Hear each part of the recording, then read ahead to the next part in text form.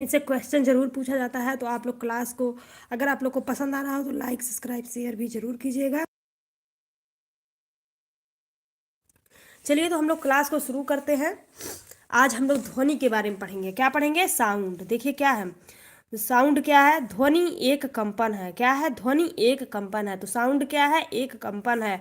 Sound एक प्रकार की ऊर्जा है, यांत्रिक ऊर्जा। कौन सी ऊर्जा है?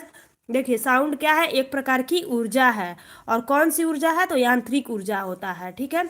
और इसमें यांत्रिक ऊर्जा में अनुदैर्ध्य तरंग होता है। देखिए, अब ध्वनि के मापन के बारे में चलिए बात कर लेते हैं।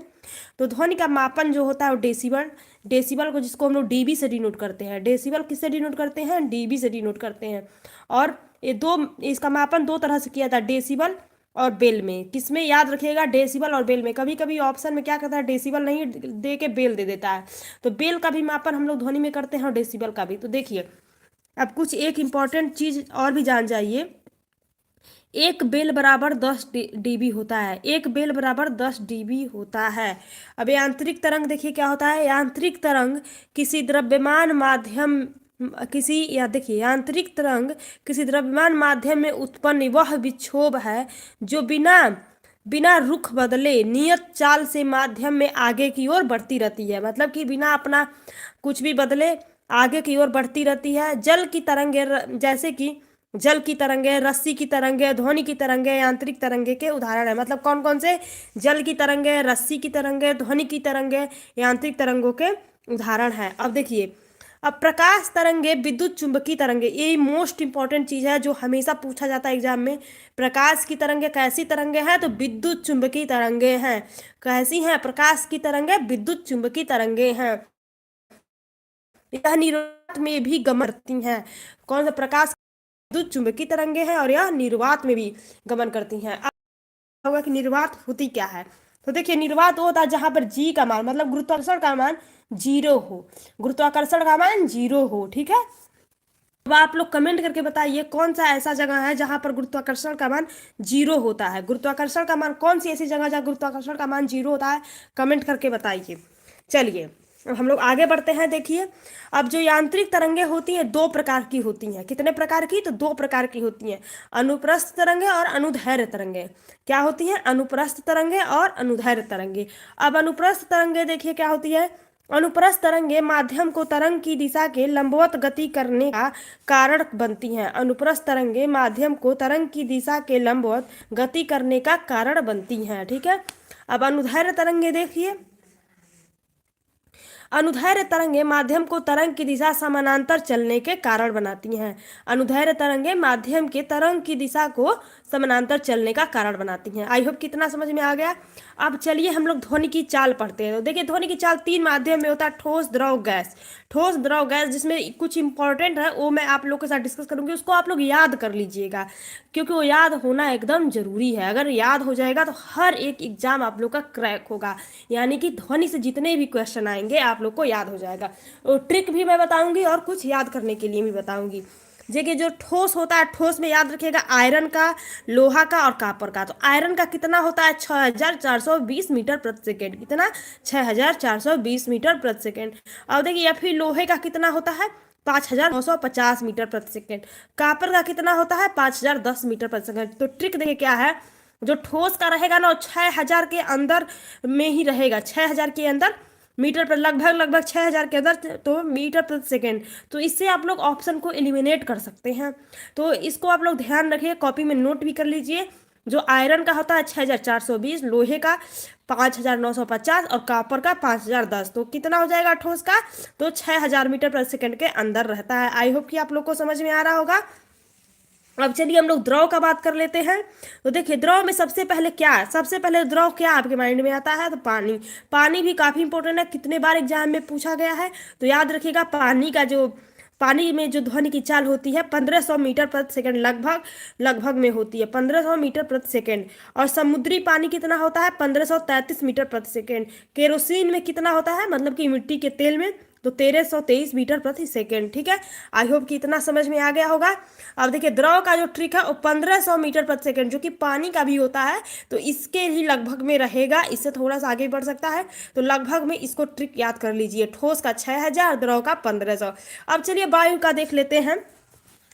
जो काफी बार एग्जाम में पूछा गया है, वायु में प्रकाश की प्रकाश, वायु में प्रकाश की, वायु या गैस में प्रकाश की चाल कितनी होती है, जो काफी बच्चे गलत करके आते हैं।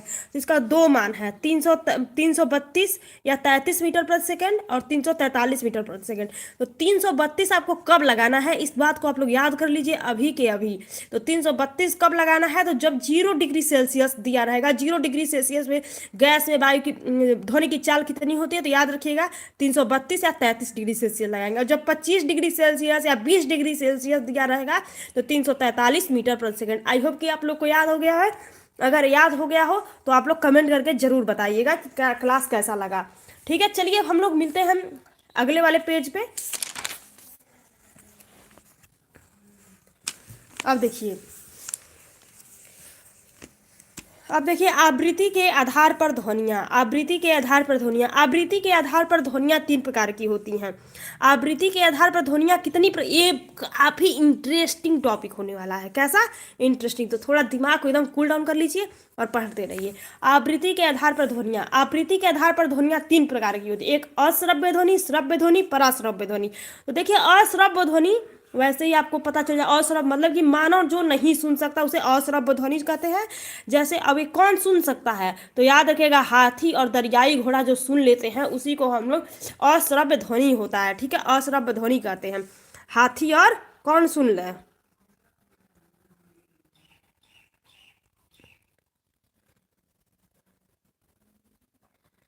एक मिनट,